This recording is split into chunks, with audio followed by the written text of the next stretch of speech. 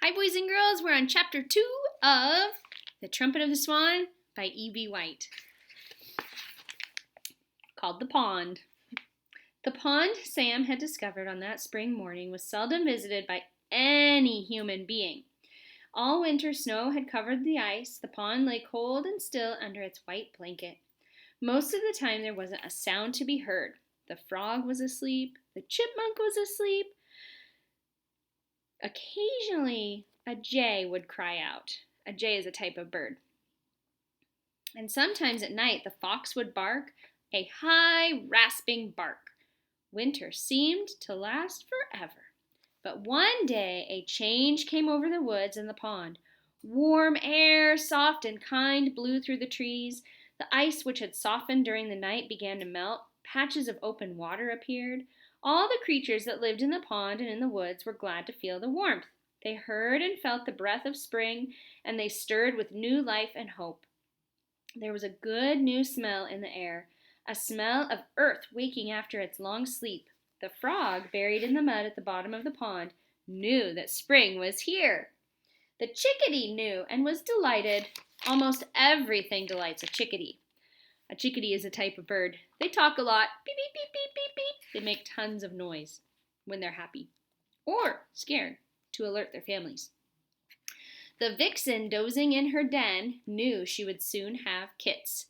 A vixen is a female or girl fox, and kits are the babies, what they call the baby foxes. Every creature knew that a better, easier time was at hand. Warmer days, pleasanter nights, trees were putting out green buds, the buds were swelling, birds began arriving from the south, a pair of ducks flew in. The red-winged blackbird arrived and scouted the pond for nesting sites. A small sparrow with a white throat arrived and sang, "Oh, sweet Canada, oh, sweet Canada." And if you had been sitting by the pond on that first warm day of spring, suddenly, toward the end of the afternoon, you would have heard a stirring sound high above you in the air, a sound like the sound of trumpets. Coho, coho! And if you had looked up, you would have seen, high overhead, two great white birds. They flew swiftly, their legs stretched out straight behind, their long white necks stretched out ahead, their powerful wings beating steady and strong. Coho, coho, coho! A thrilling noise in the sky, the trumpeting of swans. Here is, try and find my center. Ooh, there we go.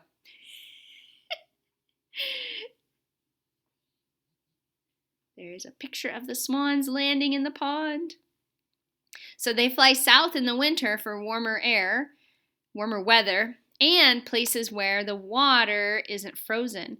This pond would have been frozen all winter long, so they had to fly south to find a pond that wasn't frozen. My Alexa timer is going off to tell the dogs to stop chewing on their bones, so I'm going to tell it to stop. Alexa, stop timer. Good timing right in the middle of a story, right? When the birds spotted the pond, they began circling, looking the place over from the air. Then they glided down and came to rest in the water, folding their long wings neatly along their sides and turning their heads this way and that to study their new surroundings. They were the trumpeter swans, pure white birds with black bills. That's their beak, the bill. They had liked the looks of the swampy pond and had decided to make it home for their family. The two swans were tired from the long flight. They were glad to be down out of the sky. They paddled slowly about and then began feeding, thrusting their necks into the shallow water and pulling roots and plants from the bottom. So they'll actually dunk their head down in the water and pull up plants from the bottom of the pond. Everything about the swans was white except their bills and their feet. These were black. They carried their heads high. The pond seemed a different place because of their arrival. I thought I saw a sparrow behind me. In the spring of the year, nest building is uppermost in a bird's mind. It is the most important thing there is. If she picks a good place, she stands a good chance of hatching her eggs and rearing her young. If she picks a poor place, she may fail to raise a family. And they don't mean poor like money. They mean poor as in unsafe for the birds. So a fox might find the nest and eat the babies, or a snake might find the nest and eat the eggs if they don't find a good place to hatch.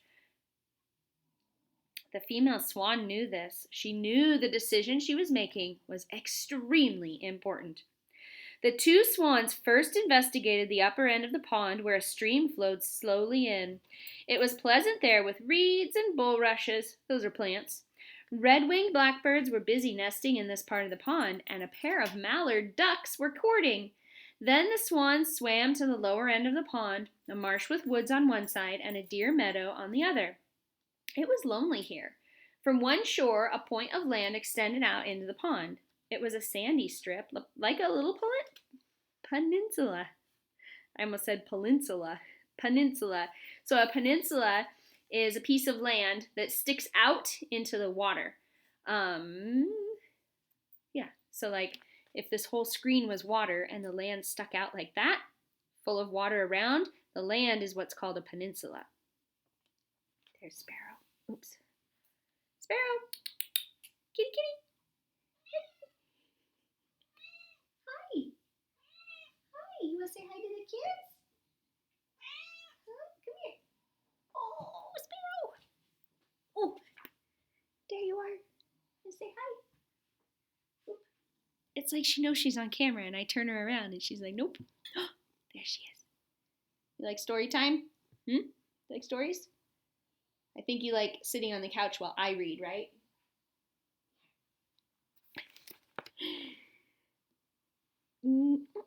Where was I? Oh, it was lonely here. From one shore, a point of land extended out into the pond. It was a sandy strip, like a little peninsula. Boom, peninsula. At the tip of it, a few feet out into the water, was a tiny island, hardly bigger than a dining table.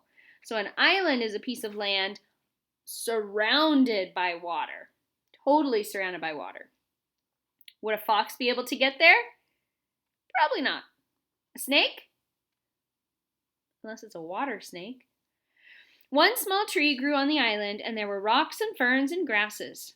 Take a look at this, exclaimed the female as she swam round and round. Coho! Replied her husband, who liked to have someone ask his advice. The swan stepped cautiously out onto the island. The spot seemed made to order, just right for a nesting place. While the male swan floated close by, watching, she snooped about until she found a pleasant spot on the ground. She sat down to see how it felt sitting there. She decided it was the right size for her body. It was nicely located a couple of feet from the water's edge. Very convenient. She turned to her husband. What do you think? She said. An ideal location, he replied. A perfect place. And I will tell you why it's a perfect place, he continued majestically. If an enemy, a fox, or a raccoon, or a coyote, or a skunk, wanted to reach this spot with murder in his heart, he'd have to enter the water and get wet. And before he could enter the water, he'd have to walk the whole length of that point of land. And by the time we'd see him or hear him, I would give him a hard time. The male stretched out his great wings 8 feet from tip to tip. 8 feet wide, his wings. That's really big. That's taller than most humans. And gave the water a mighty clout to show his strength. So he took his wings and he beat on the water to show that he was strong. This made him feel better right away. When a trumpeter swan hits an enemy with his wing, it is like being hit by a baseball bat. A male swan, by the way, is called a cob. No one knows why, but that's what he's called. A good many animals have special names. A male goose is called a gander. A male cow is called a bull. A male sheep is called a ram. A male chicken is called a rooster, and so on. Anyway, the thing to remember is that a male swan is called a cob. The cob's wife pretended not to notice that her husband was showing off, but she saw it all right, and she was proud of his strength and his courage. As husbands go, he was a good one. The cob watched his beautiful wife sitting there on the tiny island. To his great joy, he saw her begin to turn slowly round and round, keeping always in the same spot, treading the mud and grass. She was making the first motions of nesting. First, she squatted down in the place she had chosen. Then she twisted round and round, tamping the earth with her broad, webbed feet, hollowing it out to make it like a little saucer. Then she reached out and pulled twigs and grasses toward her and dropped them at her sides and under her tail, shaping the nest to her body. The cob floated close to his mate. He studied every move she made. Now, another medium-sized stick, my love, he said, and she poked her splendid long white, graceful neck as far as it would go, picked up a stick and placed it at her side. Now another bit of coarse grass, said the cob with great dignity. The female reached for grasses, moss, twigs, anything that was handy. Slowly, carefully, she built up the nest until she was sitting on a big grassy mound. She worked at the task for a couple hours, then knocked off for the day and slid into the pond again to take a drink and have lunch. A fine start, said the cob as he gazed back at the nest. A perfect beginning. I don't know how you manage it so cleverly. It comes naturally, replied his wife. There's a lot of work to it, but on the whole, it is pleasant work. Yes, said the cob, and when you're done, you have something to show for your trouble. You have a swan's nest, 6 feet across. 6 feet across, that's a big nest. What other bird can say that? Well, said his wife, maybe an eagle can say it. Eagles have big nests, too. Yes, but in that case, it wouldn't be a swan's nest. It would be an eagle's nest, and it would be high up in some dead old tree somewhere instead of right down near the water, with all the conveniences that go with the water. They both laughed at this. Then they began trumpeting and splashing and scooping up water and throwing it on their backs, darting about as though they had suddenly gone crazy with delight. "Coho! Coho! Coho!" they cried. Every wild creature within 1.5 miles of the pond heard the trumpeting of the swans. The fox heard, the raccoon heard, the skunk heard. One pair of ears heard that did not belong to a wild creature, but the swans did not know that.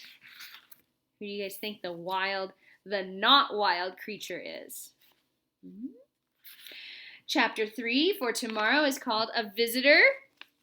Maybe it's our main character. Maybe. We'll see tomorrow. Thanks for tuning in and listening to our story.